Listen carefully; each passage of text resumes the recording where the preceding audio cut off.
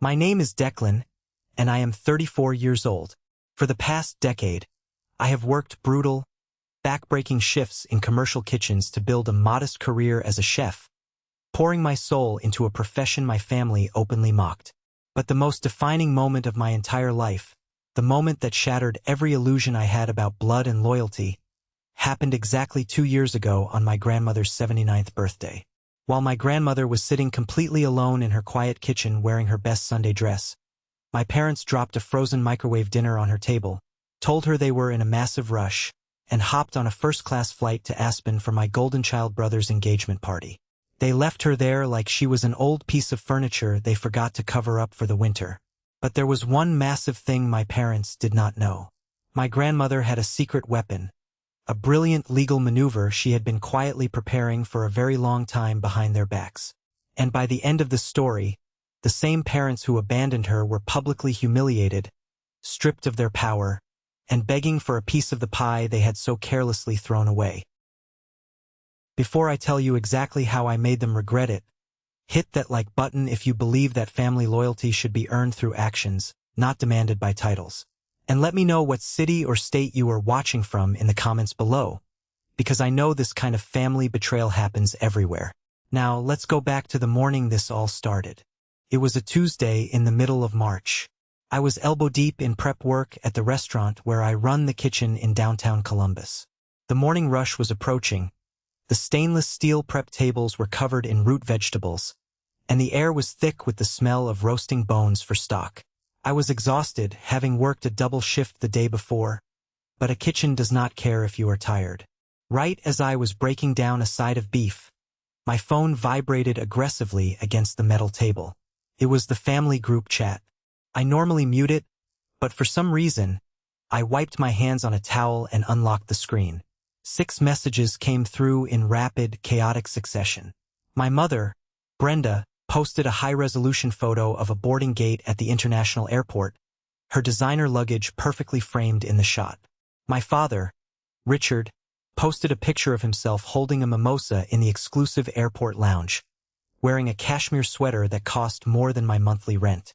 My younger brother, Preston, posted a photo of snowy mountains with 3 heart emojis, bragging about the VIP treatment at the ski resort.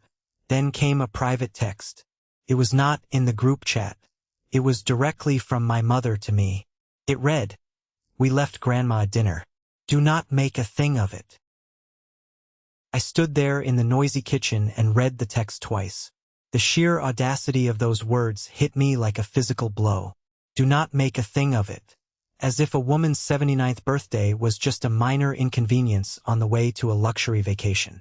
They had planned this Aspen trip for 6 months, making sure it conveniently overlapped with her birthday so they would not have to deal with the obligation of celebrating her. I felt a hot, sharp anger rise in my chest. I took off my heavy canvas apron, folded it neatly, and told my sous chef I was leaving and would be back for the dinner service. I walked out the back door into the cold March air, got into my beat-up sedan, and drove the 40 miles to my grandmother Clara's house. My hands gripped the steering wheel so hard my knuckles turned completely white. My grandmother lived in a small, weathered house right behind the diner she and my grandfather used to run. For over 30 years, that diner fed half the county. When I pulled into the gravel driveway, the front door was unlocked. It was always unlocked. I walked into the kitchen and stopped dead in my tracks, my heart sinking into my stomach. Right in the center of the wooden dining table, a table that had hosted decades of loud, joyful family Thanksgiving dinners and Sunday roasts, sat a cardboard box. A generic, store-bought frozen Salisbury steak dinner. It was still cold to the touch. They had not even bothered to heat it up or put it on a plate. Stuck to the top of the frozen box was the grocery store receipt. A chef looks at everything, and I immediately looked at the timestamp.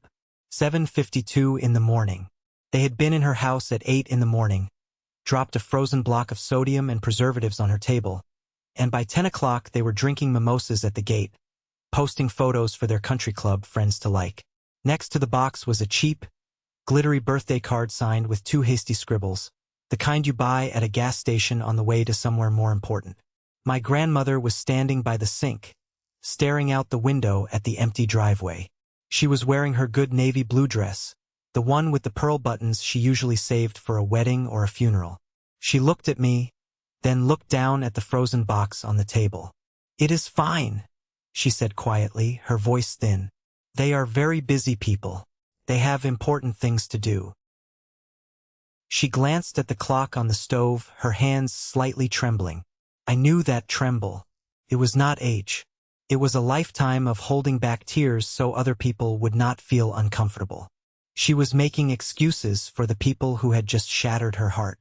I looked at the frozen box, and I made a decision that would change the trajectory of our entire family. I picked up the box, threw it directly into the trash can, and told her we were going to do her birthday properly. I opened her fridge and found half a bakery cake. She had bought her own birthday cake expecting company. That specific detail still makes my chest tight with rage.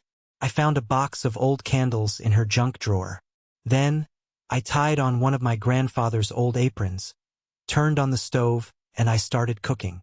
I made her signature dish: chicken, rich dark gravy, and buttermilk biscuits from scratch. I made it entirely from memory because she was the exact person who taught me how to hold a knife when I was 9 years old.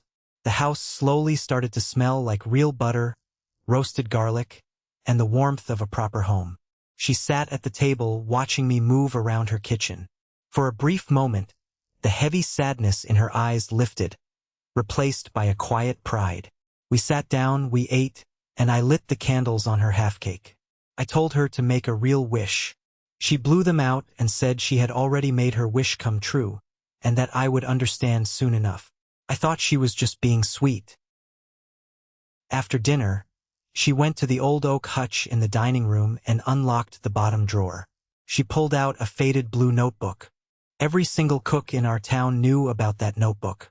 It held every recipe, every margin note, every secret that made her diner a local institution. She placed her hand flat on the worn cover, tracing the edges. "Everything I am is in here," she told me, her voice suddenly very steady. "And not everyone deserves it." Then, completely out of nowhere, she started to cry. Not loud sobbing, just silent tears rolling down a face that had spent nearly 8 decades staying strong for a deeply ungrateful family. I reached across the table and held her hand tightly. She wiped her face and looked me dead in the eye. "I am not crying because they left, Declan. I am crying because you came. Stay the night in the guest room. Someone is coming in the morning for the thing I have been waiting to finish." I slept terribly that night, listening to the old pipes settle and wondering what she meant. At exactly 8 the next morning, a black corporate sedan pulled into the driveway. 2 men in expensive, tailored suits got out. I met them at the door, blocking the entrance out of protective instinct. The younger one introduced himself as Harrison from Ashford Foods, a massive national grocery conglomerate. The older man was Vaughn, his corporate lawyer. They walked into the kitchen, greeted my grandmother with immense respect, and set a massive folder on the table. Ashford Foods was not buying the diner. They were buying the licensing rights to the Bluebird brand and my grandmother's proprietary recipes for a nationwide retail line. Harrison casually mentioned the financial terms. $2.8 million upfront.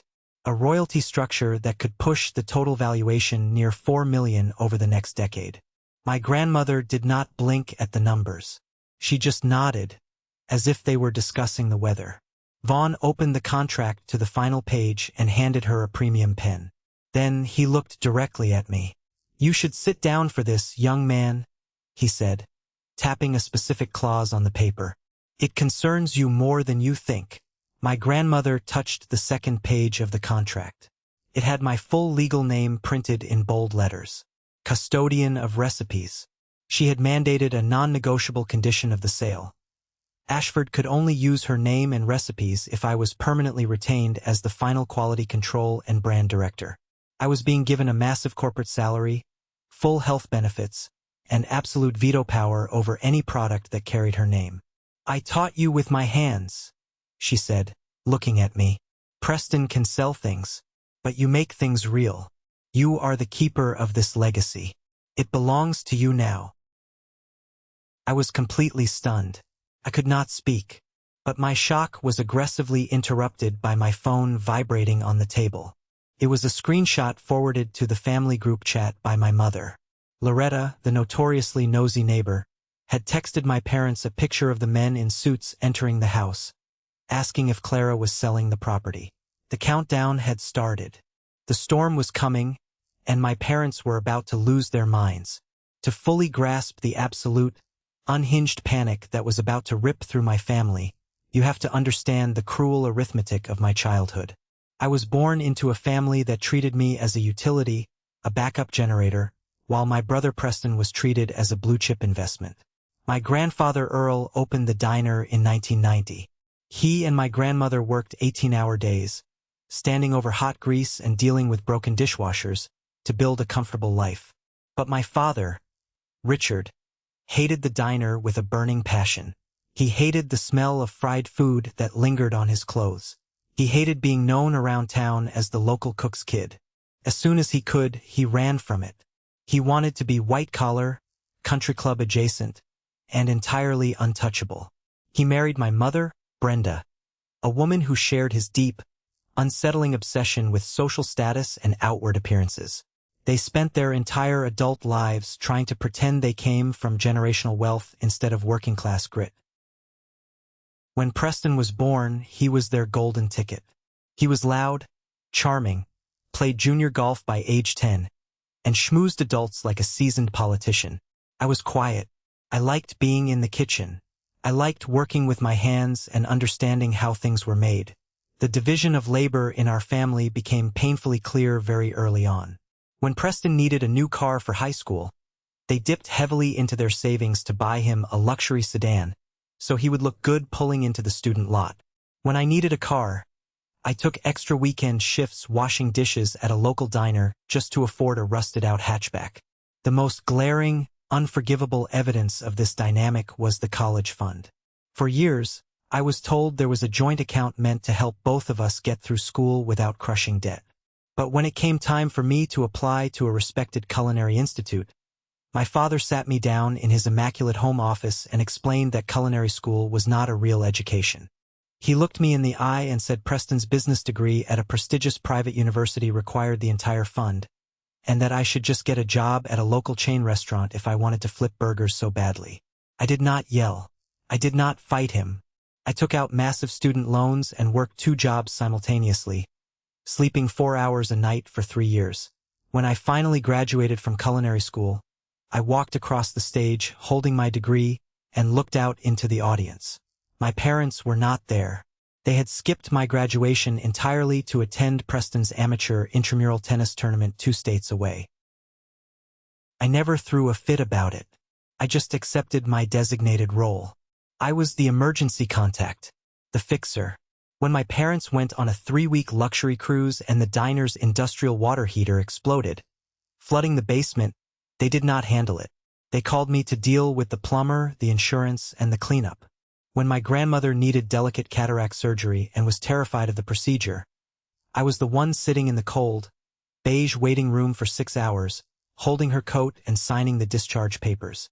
I was the reliable one, the invisible one, the only person who truly saw me, who recognized the quiet work I was putting into my life, was Clara. I spent almost every single Sunday in her kitchen. While my parents took Preston to elite networking brunches and real estate seminars, she taught me how to break down a whole chicken without wasting an ounce of meat. She taught me how to balance acid and fat, how to sense when bread dough was perfectly proofed just by touching it. She let me read the Blue Notebook. That notebook was legendary in our county. It was not just a collection of recipes. It was a historical document of our family's survival. The margins were filled with notes, dates, and corrections. It held the exact formula for the gravy that people drove 3 towns over to eat every Sunday morning. To my father, however, that book was nothing but a cash cow waiting to be slaughtered. He had spent years talking down to my grandmother, calling her business a quaint little hobby, constantly suggesting she let him manage her assets because she was getting too old to handle her own finances. He wanted total control of her real estate portfolio and her intellectual property. He just needed her to be weak enough or confused enough to hand it over willingly. Sitting at the kitchen table that morning, looking at the multi-million-dollar contract Ashford Foods had just presented, the puzzle pieces finally snapped perfectly into place. My grandmother had spent years quietly watching my parents dismiss her. She watched them use me as a pack mule while elevating Preston. And behind her quiet, sweet grandmotherly smile, she had been plotting an absolute masterclass in wealth distribution and justice. She bypassed my father entirely. She bypassed the golden child. She anchored her entire legacy, and the financial windfall that came with it, to the one person who actually respected the work and respected her. Harrison and Vaughn packed up their briefcases, their expressions highly professional but radiating satisfaction. The ink was dry. The deal was legally binding. They promised to return in exactly 1 month to host a massive homecoming event in our town to publicly launch the brand. After they left, closing the front door softly behind them, I looked at my grandmother. She was calmly standing at the sink, washing her coffee cup with warm water and soap, utterly unbothered by the millions of dollars that had just changed hands. They know, I told her, holding up my phone. The family group chat was exploding with a level of toxicity I had never seen. My mother was sending rapid-fire question marks and demanding answers. My father was calling my phone back to back, but I let it ring, watching his name flash on the screen. "I know they know," my grandmother said, drying her hands meticulously on a cotton towel. "I booked this corporate meeting on the one day I knew to an absolute certainty they would be 1,500 miles away, drinking champagne and celebrating themselves. Let them panic, Declan. People show you exactly who they are when they realize they are no longer in control of the money." She was entirely right. The frantic texts quickly turned into aggressive voicemails. My father left a highly volatile message demanding to know what kind of scam artists I had brought into his mother's house while he was away. He called the Ashford executive scam artists simply because he was absolutely furious he was not the one brokering the deal and taking a massive cut. I spent the rest of the day helping her organize her pantry, replacing old spices and wiping down shelves, completely ignoring the phone. The peace in that house was deep and profoundly satisfying. But it was the calm before a very ugly, very loud storm. Late that afternoon, the aggressive sound of a high-performance engine broke the quiet suburban silence. I looked out the kitchen window. A sleek, rented Porsche SUV came tearing up the driveway, kicking up gravel and stopping inches from the porch. The heavy doors flew open. My father and mother stepped out, still wearing their expensive Aspen ski resort casual wear. They had literally abandoned the engagement party, bought emergency premium tickets, and flown across the country because they smelled money moving permanently out of their reach. The front door slammed open against the wall with such force the glass panes rattled. Richard did not knock. He never knocked at his mother's house because he viewed her property, and everything inside it, as his eventual rightful inheritance. He stormed into the kitchen, his face flushed red with a volatile mixture of altitude sickness, travel fatigue, and pure, unfiltered greed. Brenda was right behind him, her eyes darting around the room, instantly locking onto the blue notebook which my grandmother had purposefully left resting on the center of the table. "What did you let her sign?" Richard barked, not even acknowledging my presence. He marched over and stood directly over my grandmother, using his height to try and intimidate an elderly woman in her own home, a tactic he had used in boardrooms for decades. "Hello, Richard. How was the flight? Did you enjoy the engagement party?" My grandmother asked mildly, not taking a single step back. "Do not play games with me, Mom. Loretta said 2 corporate suits were in this house for 2 solid hours this morning. What did you do? What did you give away?"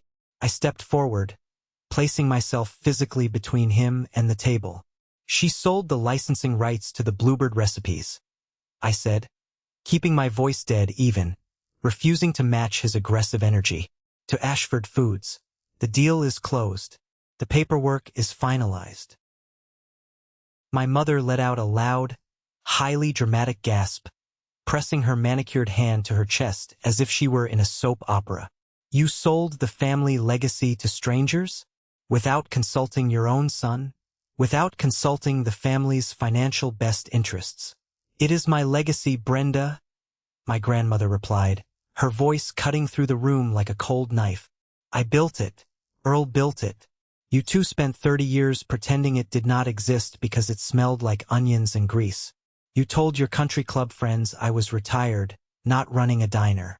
Do not pretend you care about the legacy now. Richard slammed his heavy hand on the table, rattling the coffee cups and making the spoons jump. That book belongs to this family. It does not belong to your whims. You have been isolated. You are confused. People take advantage of old women living alone, especially when they are not thinking clearly. He turned his full, venomous rage on me, pointing a finger directly at my chest. And you facilitated this.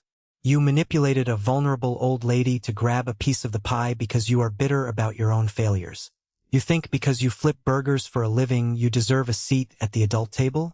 You think you can steal from your own family?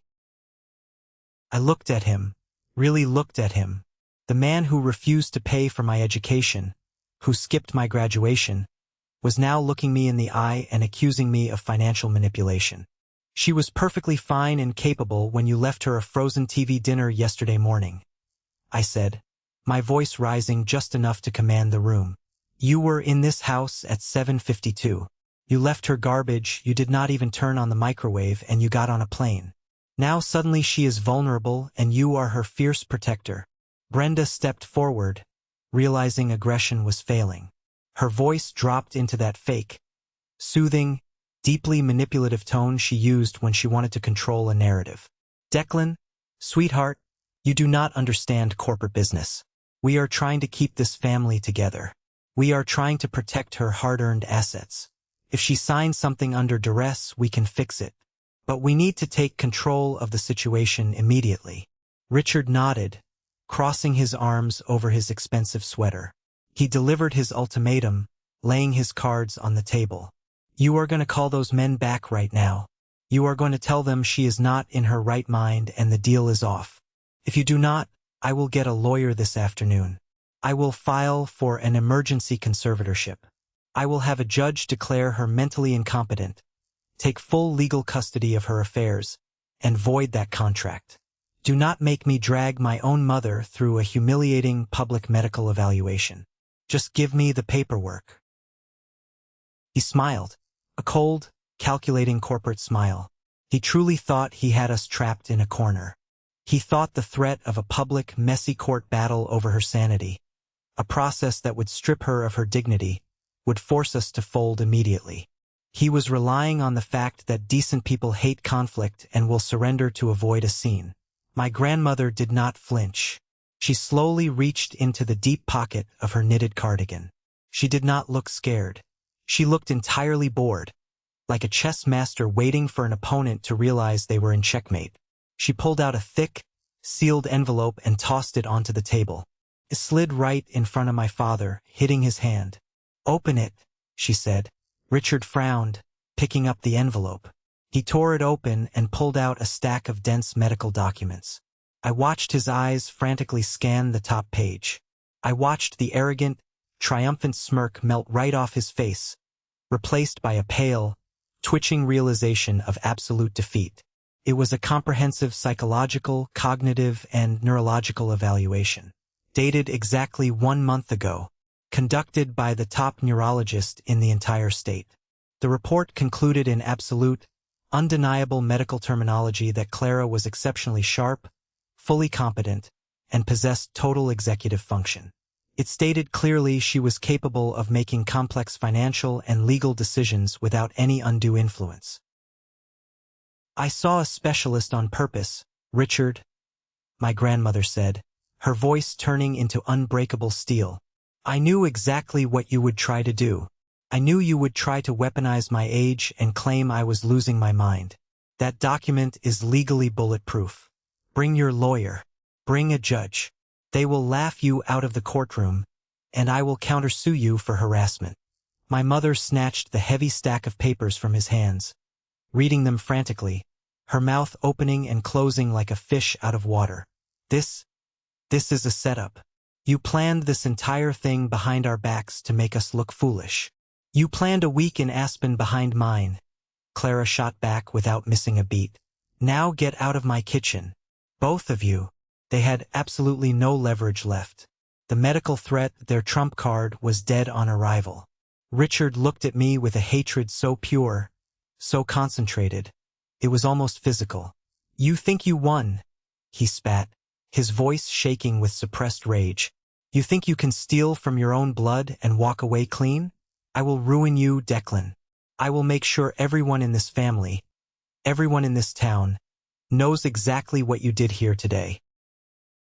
They turned and marched out, slamming the door so hard the hinges groaned. The Porsche tires squealed aggressively as they reversed blindly down the driveway. I let out a massive breath I did not know I was holding, leaning against the counter. The immediate physical threat was gone, but I knew my father's playbook. When he loses a legal battle, he starts a scorched earth social war. Sure enough, barely an hour later, my phone buzzed. It was a message from Aunt Sylvia, my father's sister. Sylvia had always played the neutral peacemaker in the family, the one who sent birthday cards and checked in. She texted me, "Declan, honey, I heard there was a terrible misunderstanding this morning. Is Grandma okay? Your dad is very upset and worried about her safety." I typed back a brief, highly polite response saying Grandma was perfectly fine, healthy, and handling her own business affairs as she always had. 10 minutes later, Sylvia replied with a broken heart emoji and a message saying she was praying for peace. I thought she was being sympathetic. I thought I had an ally. I was so incredibly wrong. The smear campaign launched with the terrifying efficiency of a military operation. By the time I woke up the next morning, my phone was a toxic wasteland of notifications. My parents had weaponized the extended family group chats, private Facebook pages, and local community boards. They spun a masterful, incredibly damaging narrative. According to the story, they were furiously typing out to everyone who would listen. I was a failing, bitter chef drowning in debt who had preyed on an elderly woman's brief moments of confusion. They claimed I brought in shady corporate vultures while they were out of town to steal her life savings and her brand. Cousins I had not spoken to in nearly a decade were sending me multi-paragraph text messages about how disgusted they were with my greed. A woman I went to high school with commented on a public post saying she hoped the police would investigate me. The most painful part was discovering exactly how the information was flowing. I got a text from a younger cousin that accidentally included a screenshot of my private conversation with Aunt Sylvia. Sylvia, the sweet, praying peacemaker, had been screenshotting every single word I said in confidence and feeding it directly to my mother to fuel their twisted narrative. She was a mole. The betrayal stung deeply, but it also clarified things beautifully. I stopped defending myself. I stopped replying to the hateful texts. I put my phone on silent, tossed it on my bed, and let them scream into the void. But my parents were not satisfied with ruining my standing in the family. They escalated. If they could not take the Ashford contract, they decided to completely destroy my livelihood. I was at the restaurant, prepping for the massive Friday lunch service, slicing through pounds of onions, when Chef Gordon called me into his cramped office. Gordon is a massive, no-nonsense guy who values hard work over everything and has zero patience for drama. He was staring intensely at his computer monitor, his jaw tight. "Declan, close the door and sit down," he said gruffly. He turned the bright monitor toward me. It was a long email from Brenda. My own mother had taken the time to write a formal, multi-paragraph email to my boss, CCing the restaurant's general manager. She claimed I was undergoing a severe, unstable mental health crisis, that I was actively involved in a police investigation for elder financial abuse, and that keeping me on staff would be a massive legal and public relations liability for the restaurant's reputation. She actually used the words impending lawsuit and theft.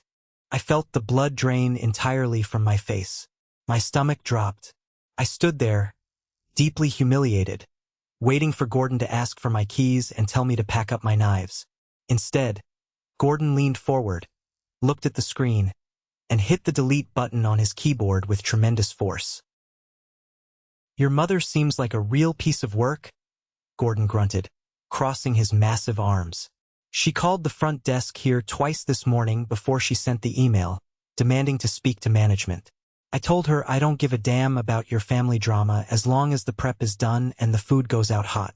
But you need to know, Declan, they are actively trying to burn your house down. Watch your back. If you need a lawyer, I know a guy. Gordon's unwavering loyalty gave me the solid anchor I desperately needed. I walked out of that office with a completely new kind of clarity. I was done being the silent victim. I was done taking the high road while they dragged my name through the mud. Later that afternoon, during my break, I got a phone call from an unknown local number. I almost let it go to voicemail, but something told me to answer. Declan? It's Martha. Martha had been a head waitress at the Bluebird Diner for 25 years. She was a chain-smoking, tough-as-nails woman who knew every single secret in our town and took absolutely zero nonsense from anyone. She told me to meet her immediately at a different diner 2 towns over, a place where nobody would recognize us. When I slid into the cracked vinyl booth across from her, she did not bother with small talk or pleasantries. She slid a thick, yellowed manila folder across the sticky laminate table. Your dad is running his mouth, telling everyone you stole from your grandmother, Martha said, taking a long sip of bitter black coffee. He is calling you a thief to anyone who will listen. I think you need to know what a real thief looks like. Open it. I opened the folder. Inside was a photocopy of a highly detailed draft contract. The date printed clearly at the top was from October 2016. 8 years ago, the contract was drawn up between Richard and Holbrook Foods, Ashford's absolute biggest competitor in the retail grocery space. I read through the dense legal jargon, my eyes widening with every paragraph. It was a formal agreement to transfer the proprietary rights of the Bluebird recipes, the name, and the branding to Holbrook for a massive lump sum payment directed into an account controlled solely by Richard. I found that in the office fax machine back in 2016, Martha said quietly, leaning across the table. Your father tried to sell the recipes behind Clara's back. He was secretly negotiating with Holbrook executives while your grandfather was in the hospital, sick and dying. He was going to steal the whole damn thing and leave her with nothing. I stared at the final page at the signature line. Richard's full legal name was printed there, alongside the signature of a Holbrook VP. Did my grandmother know about this? I asked, my voice barely a whisper, struggling to comprehend the sheer magnitude of the betrayal. Of course she knew, Martha said, her eyes flashing with old anger. I showed the facts to her myself. She confronted him and shut the deal down quietly to avoid a public scandal that would have destroyed the family business. She protected him. She kept his disgusting secret for 8 long years, and he repaid her by treating her like absolute garbage. Take the paper, Declan. Keep it safe. And when the time is right, use it to bury him. I drove back to my apartment with the 2016 contract sitting on my passenger seat like an unexploded bomb. The sheer, unadulterated hypocrisy of my parents was staggering. They were actively destroying my reputation for allegedly doing exactly what my father had actually verifiably tried to do 8 years prior. As I walked into my quiet apartment, my phone rang. It was Preston, the golden child. I answered it, my blood running cold. Declan, what the hell is going on? Preston's voice was frantic, completely lacking its usual polished, arrogant confidence. Dad's talking about suing Ashford. Mom is crying nonstop. Her country club friends are asking incredibly embarrassing questions. Fix this. Give them whatever they want so they stop ruining my engagement week. You are being entirely unreasonable. He did not care about the truth. He did not care about Grandma. He only cared that his perfect, curated aesthetic was being disrupted by family drama. I cannot fix it, Preston, I said coldly, feeling a new sense of absolute power. Because nothing is broken. Tell Dad I will see him at the Ashford homecoming event next Saturday. Tell him to bring his best suit, because the cameras will be there. I hung up before he could respond, ending the call on his desperate stammering. I laid the 2016 Holbrook contract on my kitchen counter, smoothing out the creases. The corporate launch event was scheduled for next Saturday at the old diner. The entire town, including the local press, was invited. My parents would undoubtedly show up to play the heartbroken victims in front of a massive audience. They desperately wanted a public stage to shame me. They were going to get exactly what they wanted, but they had absolutely no idea I was bringing a loaded gun to a knife fight. Saturday morning arrived with the kind of crisp, clear blue sky that makes small Midwestern towns look like vintage postcards. The air was cool and sharp, carrying the faint, earthy smell of pine trees and upcoming spring rain. The old Bluebird Diner had been closed for regular daily service for a few years, operating only occasionally for private events. But today, Ashford Foods had transformed the cracked asphalt parking lot and the retro interior into a massive, highly orchestrated corporate launch event.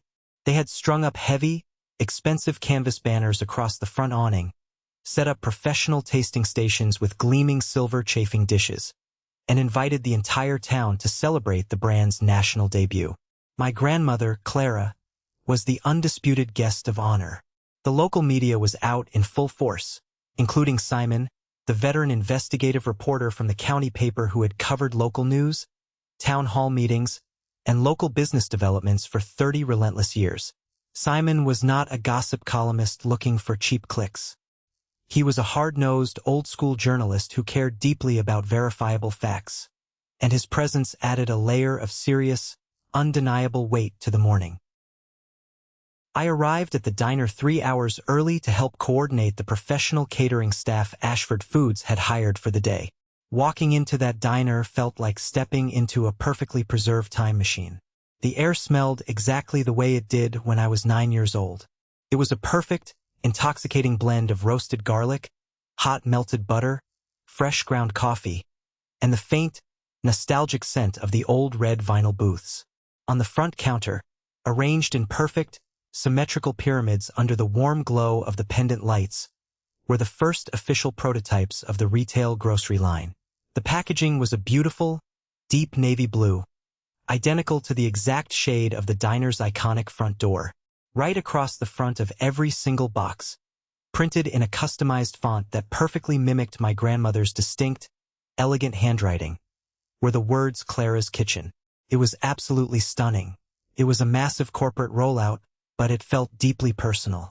It felt like 30 years of hard, invisible labor finally being dragged into the bright light of public recognition. Felt like absolute justice. By 10 o'clock in the morning, the diner was absolutely packed beyond its legal fire code capacity. People were standing 3 deep along the heavy oak counter and squeezing tightly into the booths. Loretta, the notoriously nosy neighbor who had started this entire firestorm with her text message to my parents, was holding court near the glass pie case. She was wearing a bright floral dress and whispering aggressively to anyone who would listen, her eyes darting around the room. Former waitresses who used to work double shifts, old regular customers who used to drink black coffee here every single morning before their factory shifts, and local business owners were all talking over each other, eating hot samples of gravy and biscuits and celebrating Clara. I stood near the swinging wooden kitchen doors, watching my grandmother sitting proudly in my grandfather Earl's old corner booth.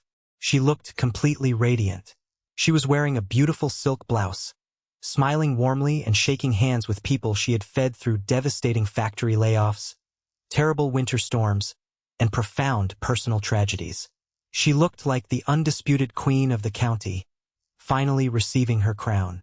Then, the heavy blue front door swung open, and the temperature in the crowded room seemed to plummet 10 degrees.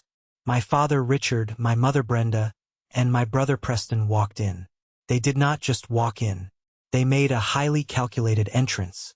They were dressed like they were attending a high-end commercial real estate seminar or an exclusive country club board meeting. Richard was wearing a sharp, custom-tailored navy suit with a silk tie that screamed generational wealth. Brenda had on a beige designer trench coat, her hair perfectly blown out, wearing a heavy string of authentic pearls.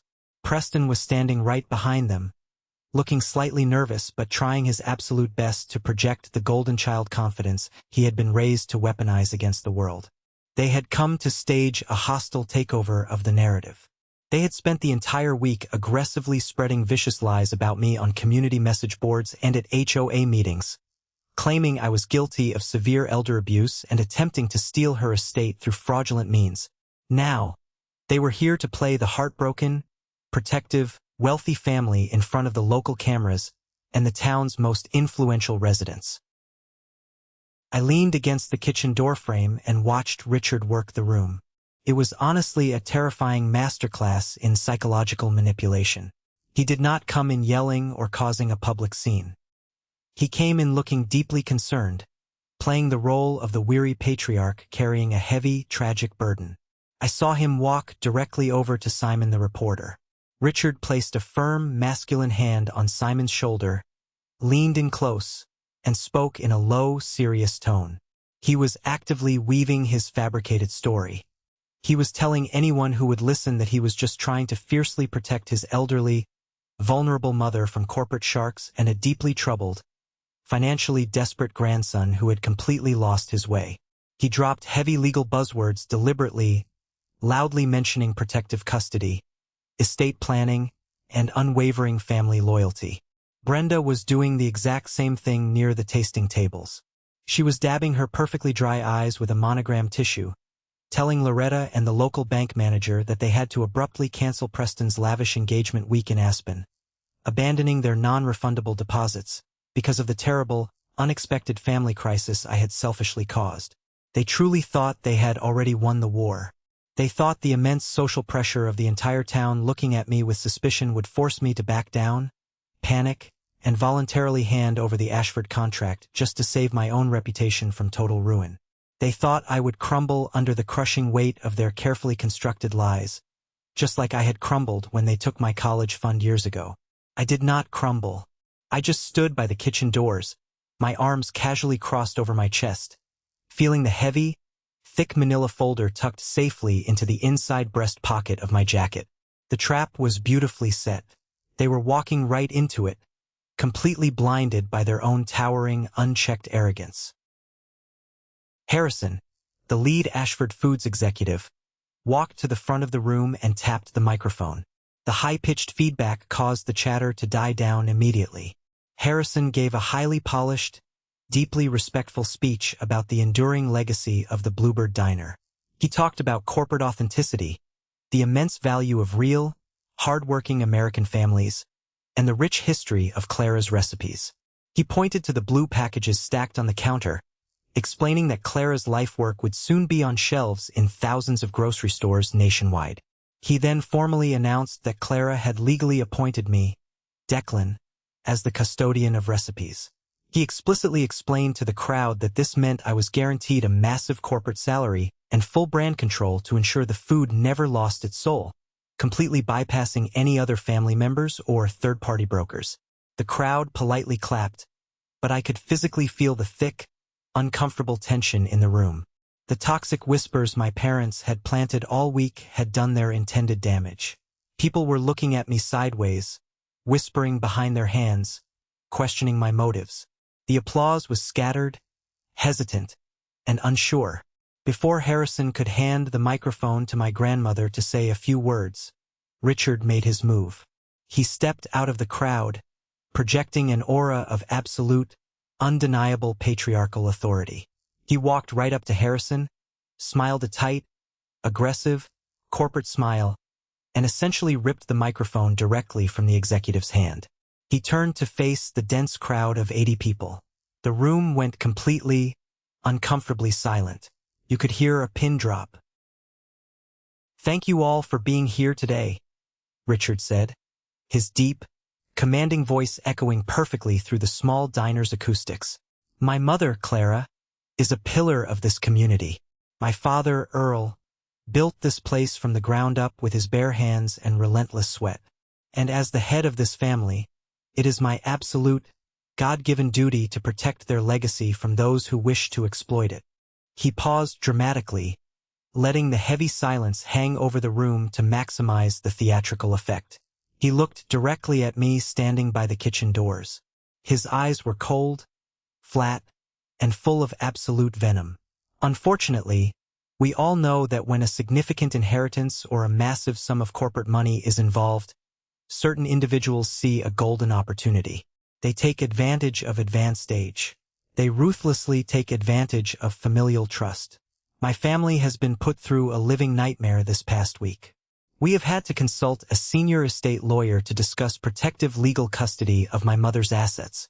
We had to do this because her grandson, Declan, decided to bypass the family entirely and orchestrate a backroom, predatory deal for his own selfish financial gain. A low, shocked murmur rippled through the vinyl booths. Brenda nodded solemnly from the front row, playing the grieving, devastated mother to absolute perfection. Preston looked down at his expensive leather shoes, refusing to make eye contact with anyone in the room. Richard was going in for the absolute kill.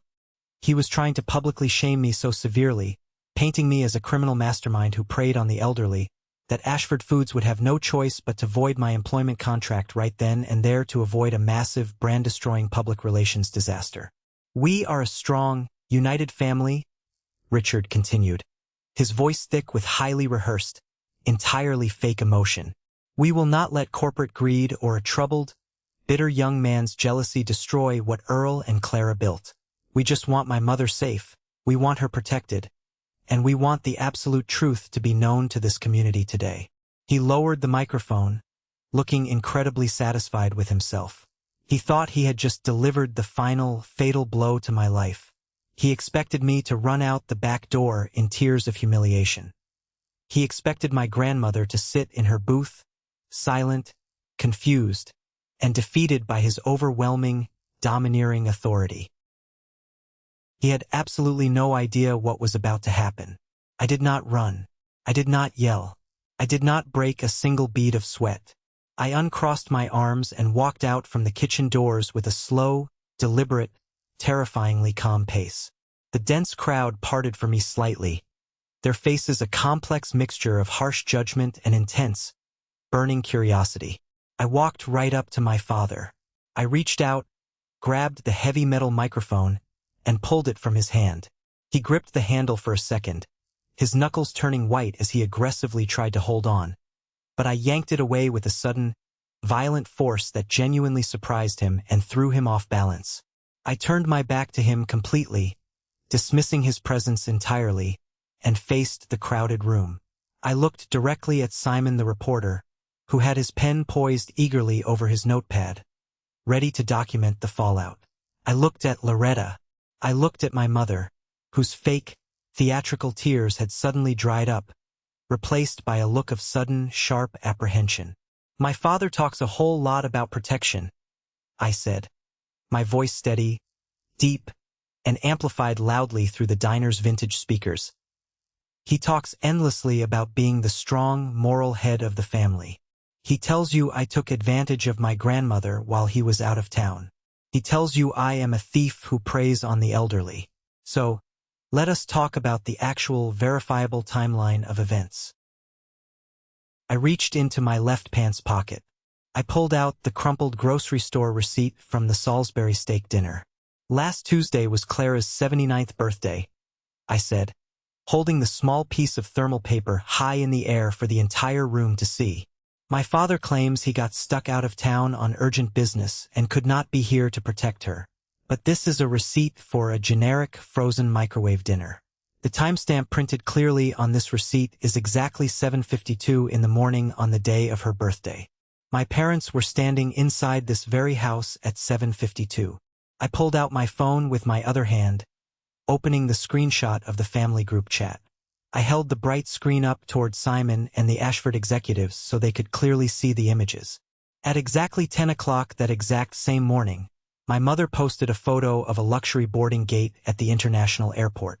My parents dropped a rock-hard, frozen dinner on a kitchen table that fed half this town. They did not even bother to turn on the microwave to heat it up. They abandoned an elderly woman on her birthday to fly to Aspen for a luxury vacation. They did not care about her safety. They did not care about her legacy. They only came rushing back because they smelled a multi-million-dollar paycheck slipping through their greedy fingers. The murmur in the crowd instantly changed frequency. It was no longer a murmur of suspicion directed toward me. It was a low, aggressive, rumbling murmur of profound disgust directed entirely at Richard and Brenda. In a working-class town like ours, Disrespecting your elderly mother on her birthday, treating her like an absolute burden, is an unforgivable social crime. Richard's face flushed a deep, angry, mottled purple. The veins in his neck bulged against his expensive silk collar. "That is a private family matter," Richard barked, stepping aggressively toward me, trying to physically intimidate me into silence, relying on decades of bullying tactics. "You are twisting the facts to cover up your own massive financial theft. This has absolutely nothing to do with a birthday dinner." "You are exactly right," I said, my voice cutting sharply and cleanly over his, refusing to give up the floor or step back an inch. "It has everything to do with financial theft. You just happen to be pointing your finger at the wrong thief." I reached into the inside pocket of my jacket. I pulled out the thick, yellowed manila folder Martha had given me at the diner 2 towns over. The room felt completely electrified. Nobody was breathing. You could hear the low hum of the old commercial refrigerators in the back kitchen. I opened the folder and took out the stapled, photocopied legal contract from 2016. "You stand here in my grandfather's diner, holding a microphone, talking about protecting his legacy from me," I said, my voice ringing with absolute, crystal-clear clarity that demanded total attention. "You loudly accuse me of selling out the family behind your back to Ashford Foods. But what you conveniently did not tell your country club friends, what you absolutely did not tell the HOA board, is what you did 8 years ago." I unfolded the paper and held it up directly in front of my father's face, forcing him to look at it, then turned it toward the crowd for everyone to see. "This is a formal legal draft contract between Richard Hills and Holbrook Foods, Ashford's absolute biggest market competitor, dated October 2016, exactly 8 years ago. While my grandfather Earl was in the hospital, actively dying from heart failure, my father secretly negotiated to sell the proprietary rights, the brand name, and the real estate of the Bluebird Diner to a massive corporation. He tried to steal the recipes out from under his own mother while she was sitting by her dying husband's hospital bed holding his hand. The silence in the diner was deafening and absolute. It was the kind of terrifying, suffocating silence that happens right after a severe car crash, right before the screaming starts. Brenda let out a loud, strangled gasp, covering her mouth with her manicured hand, her eyes wide with unadulterated terror. Richard actually took a physical step backward, his polished, untouchable facade cracking into a million jagged pieces in real time. "That is a complete lie," Richard shouted, but his voice cracked horribly, betraying his deep panic. He pointed a shaking, desperate finger at me. "That is a forgery. You forged that document to ruin me. You are insanely jealous." "It is not a forgery," a voice called out from the very back of the room. The dense crowd parted like the Red Sea. Everyone turned around, craning their necks to see who had spoken. It was Preston, my younger brother, the undeniable golden child, the one who had spent his entire life benefiting directly from my parents' blatant favoritism and endless financial backing. Preston looked physically sick to his stomach. His skin was pale green, he was sweating profusely through his expensive dress shirt, and his hands were shaking violently. He walked slowly down the center aisle, past the crowded vinyl booths, right up to the front counter. He did not look at our parents. He looked at me, and then he looked deeply at Clara, who was watching him with steady, knowing eyes. Preston reached into his expensive leather briefcase with a trembling hand. He pulled out a heavy, cream-colored legal document. It had a thick blue legal cover attached securely to the back. "Declan only has the photocopy," Preston said, his voice trembling intensely but loud enough for the entire silent room to hear clearly. "I have the original." Preston placed the original 2016 contract heavily on the counter, right next to the blue Ashford packaging. He flipped past the dense terms and conditions directly to the final signature page, exposing the fresh ink. "Dad kept the original copy in his home office safe," Preston said, finally turning to look directly at our father. The absolute betrayal radiating in the room was palpable. "He made me a legal signee on the escrow account when I turned 18. He told me the massive payout from the secret deal was going to fully fund my college tuition, my first house, my entire adult life. He told me Grandma was getting too old and confused, and we had to take what was rightfully ours before she wasted it on medical bills or charity. I knew about it. I knew he tried to steal it, and I stayed completely quiet because I liked the money. I liked the cars. I liked being the favorite son. Preston broke down in heavy, ugly, gasping tears, burying his face in his hands, leaning heavily against the counter for physical support. The golden child had just detonated the ultimate, undeniable nuclear bomb on his own parents. My father stood frozen in place, trapped in a nightmare of his own making with no exits. The man who had built his entire identity on being morally superior, on being the untouchable, wealthy head of the family, was completely, publicly exposed as a fraud and a predator. He had aggressively accused me of elder abuse while standing in front of a room full of local voters and media, holding the exact document proving he was the actual, undeniable villain. Let's pause for a moment. Thank you for staying with me this far, you're truly amazing. Please help me by liking the video and commenting the number 1 below so I know you've been here with me until this point. This not only helps more people discover this story, but also lets me know that my experiences mean something to someone. Your support is the greatest motivation for me to keep sharing the rest of this journey. The fallout inside the diner was immediate, visceral, and absolutely catastrophic for my parents. The crowd, made up of hard-working people who had known and respected my family for generations, turned on them with a fierce, collective disgust that was almost frightening to witness. The atmosphere shifted instantly from a joyous celebration to a brutal public tribunal. Loretta the neighbor, who had initially fueled their lies, now crossed her arms, scowled deeply, and openly glared at Brenda, shaking her head in pure, unfiltered judgment. Simon the reporter was writing furiously in his notepad, capturing every single word of the public humiliation, knowing with absolute certainty he had just been handed the front-page story of the decade for the county paper. Richard looked wildly around the crowded room, his chest heaving under his tailored suit, desperately searching for a single friendly face, a single ally to back him up or offer him a lifeline. He found absolutely none. The Ashford Foods executives, Harrison and Vaughn, stood behind the counter with expressions of pure, unadulterated ice. They were high-level corporate fixers who dealt with millions of dollars daily. They had just witnessed a local real estate broker aggressively try to sabotage a multi-million-dollar corporate launch, only to be brutally exposed as a fraud and an attempted thief by his own 2 sons. They mentally crossed his name off any future dealings forever. "This is a massive, coordinated setup," Richard muttered, his voice weak, pathetic, and entirely stripped of its former booming power. "You are all against me. You are all crazy. You do not understand complex business transactions." He grabbed Brenda roughly by the arm, gripping the fabric of her expensive trench coat. "We are leaving right now. We are calling our senior legal team. I will hit every single one of you with a defamation lawsuit so massive you will never financially recover.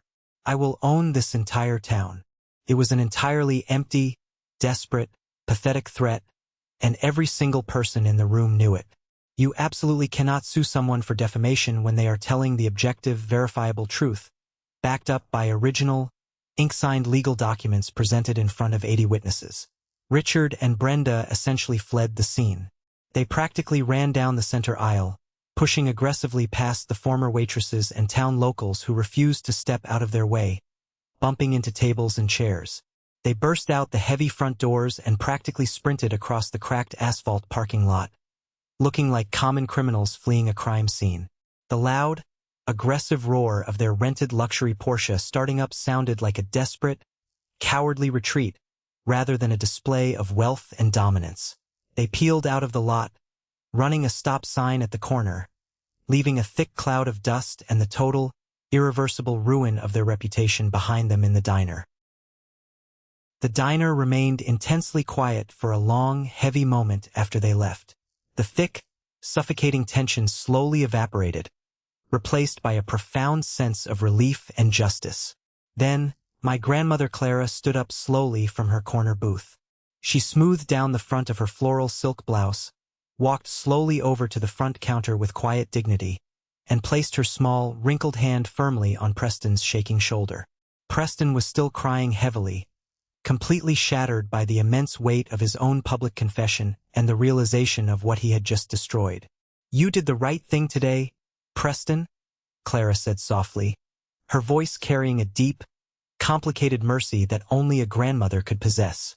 "It took you 8 long years to find your courage, but you finally told the truth when it mattered most." The rest of the homecoming event proceeded, but the core atmosphere had completely shifted. It was no longer just a corporate grocery launch. It was a massive, communal celebration of justice and survival against family toxicity. The town rallied heavily around Clara and me. People I had not spoken to in years, people who had read Brenda's vicious Facebook posts and believed them, came up and firmly shook my hand, apologizing profusely for believing the vicious rumors my parents had spread. Simon, the reporter, pulled me aside before leaving and told me the story would be on the front page of the Sunday County paper, and he absolutely kept his word. The investigative article dropped the very next morning, and it was devastating. Simon was a brilliant, ruthless writer when it came to exposing hypocrisy in local elites. He laid out the entire timeline with surgical precision. He mentioned the exact timestamp of the frozen microwave dinner. He detailed the failed 2016 Holbrook deal, explicitly explaining the financial betrayal against a dying man and his wife. He directly quoted Richard's public accusations in the diner and described the exact, dramatic moment Preston handed over the original signed documents. The article did not just stay in our small town. It was quickly picked up by the larger regional papers across the entire state. The social exile of Richard and Brenda was absolute, brutal, and breathtakingly swift. My parents had spent 30 years meticulously cultivating a pristine, wealthy image among the local elite. They were obsessed with their high-tier country club status, their aggressive HOA meetings, and hosting lavish, exclusive dinner parties. Within one single week, all of it was burned entirely to the ground. Brenda was politely but firmly asked to step down immediately from the charity board she chaired, effectively erasing her social standing overnight. Richard's lucrative real estate clients suddenly started transferring their massive accounts to other local brokers en masse, officially citing a total lack of ethical trust and fiduciary responsibility. They became absolute social pariahs. They could not even walk into the local grocery store or the pharmacy without people pointing, whispering, and turning their backs in disgust. The people who only show up when the lights are bright and the money is flowing are always the first ones to run away when the darkness falls. Preston's life also took a massive, devastating hit, but to his immense credit, he stayed to face the music instead of running away. His wealthy fiancée's powerful family read the newspaper article and immediately called off the engagement, completely horrified by the public scandal and the verified fact that Preston had been legally complicit in an attempted theft against his own grandmother. Preston lost his fancy Aspen wedding, his future powerful in-laws, and his lifelong golden child status all in one grueling weekend. But instead of running away to hide in a luxury condo or begging Richard for money, he drove his car to Clara's house. He knocked on the door, stood on the porch with his head hung low in genuine shame, and begged for a second chance to be part of the real family. Clara did not hand out forgiveness like cheap party favors. She looked at him from the doorway, her face stern, and said, "You can earn your way back into this family, Preston, one shift at a time." She handed him a heavy, industrial canvas apron. The golden child, the man with the expensive private university business degree who used to openly mock my culinary career, spent the next 6 months in the sweltering back of the newly reopened diner kitchen. He washed dishes, scrubbed horrific grease traps, and peeled 50 pounds of potatoes a day. He did not complain once. He just put his head down and did the hard work. 2 weeks after the catastrophic, life-altering showdown at the diner, my cell phone rang. I looked at the caller ID on the bright screen. It was Richard. I stared at the screen and let it ring until it went to voicemail. He called back immediately, desperate and persistent. I finally answered, pressing the green button and putting him on speakerphone while I stood in my quiet kitchen preparing my morning coffee. "Declan," he said. His voice was entirely stripped of its usual booming, arrogant confidence. He sounded exhausted, old, and completely hollow. He sounded exactly like a man who had lost everything that actually mattered to him, which was his public reputation, his social standing, and his access to money. "What do you want, Richard?" I asked flatly, pouring hot water slowly over my coffee grounds, refusing to give him any emotional reaction. "We are still family," he pleaded, desperately trying to find a solid footing in a world that had completely rejected him. "This whole thing has gone entirely too far. The town is actively crucifying us. Your mother cannot even show her face at the pharmacy without someone making a snide comment. We need to issue a joint public statement. We need to present a united front to the media to calm this down. And we need to discuss a fair, reasonable arrangement regarding the Ashford corporate contract. I am still her son. I deserve a salary, a consulting fee, or a small cut of the royalties, just to keep things fair and keep the family intact. We can put this all behind us." The absolute terrifying delusion of the man was staggering.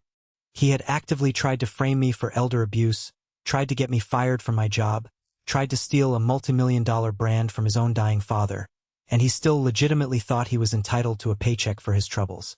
I set my coffee mug heavily on the granite counter. I channeled every single ounce of strength, resilience, and quiet power my grandmother had ever taught me over those long Sunday afternoons in her kitchen.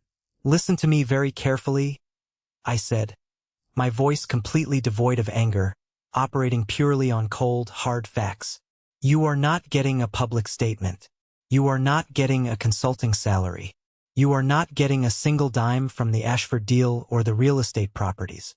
If you or Brenda ever attempt to contact me, if you ever step foot near Clara, or if you ever harass Gordon at the restaurant again, I will personally fund a civil lawsuit against you for defamation, harassment, and emotional distress that will completely bankrupt whatever retirement savings you have left.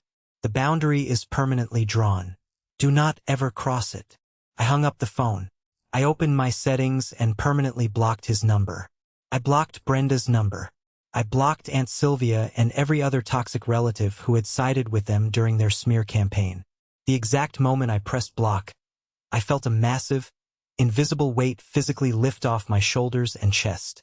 I was finally permanently free from the deeply toxic obligation of being their emotional punching bag and their reliable backup plan. A month later, the Ashford retail line officially hit major grocery store shelves across the entire country. It was a massive, undeniable commercial success. The authentic gravy packets, the frozen biscuit dough, and the signature marinades sold out in 3 days in most markets. The national reviews universally praised the real, home-cooked flavor. I formally quit my grueling job at Gordon's restaurant, though Gordon threw me a massive, rowdy going-away party with the entire kitchen staff, and I stepped fully into my new, highly paid corporate role as custodian of recipes. I spent my days flying to massive production facilities across the Midwest, tasting large batches, adjusting spice ratios, and fiercely ensuring that every single product holding Clara's name tasted exactly like a Sunday morning in 1995. I protected her legacy with my life, just as she had trusted me to do. On a quiet, warm Tuesday evening in late May, I went over to Clara's house for dinner. The diner was closed for the day.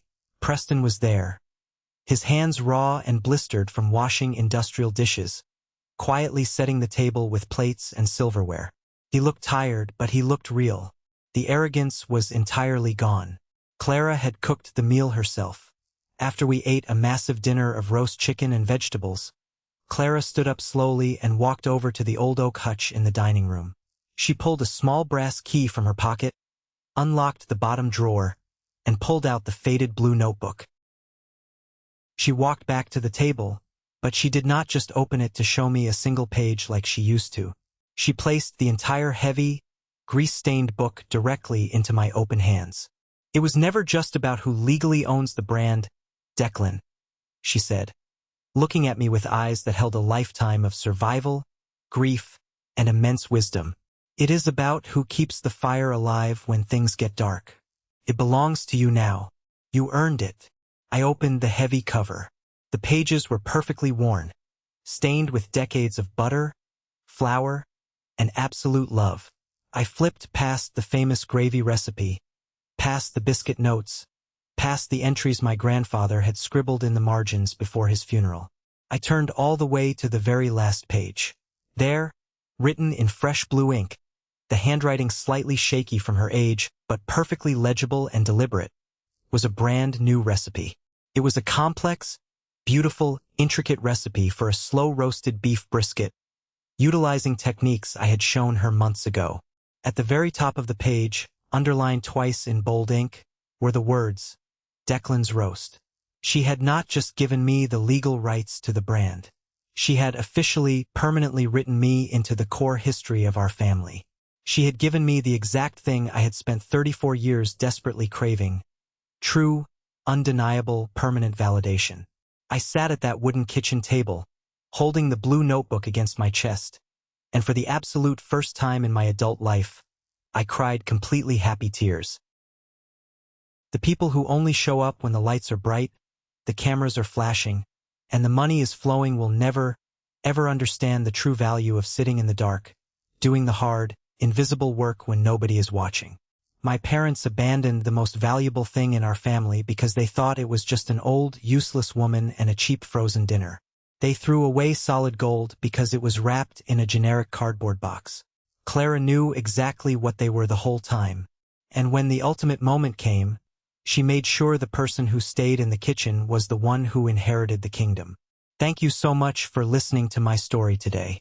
I know family trauma, financial betrayal, and emotional abuse are incredibly heavy topics, but I also know how vitally important it is to talk about them openly. We are constantly taught by society to endure abuse and stay quiet just because someone shares our DNA. We are told to forgive and forget for the sake of the family image. But the absolute truth is, you have the fundamental right to set hard boundaries, cut off toxic people, and fiercely protect your own peace and your own future. Have you ever faced something similar with your own family? Have you ever had to make the terrifying decision to cut off toxic relatives to protect your sanity, your assets, or your own well-being? Share your story in the comments below. I read every single one of them, and your stories remind all of us that we are not alone in this fight. And please, don't forget to like this video and subscribe to the channel so you don't miss the next journey. Take care of yourselves, protect your peace, and always remember your worth.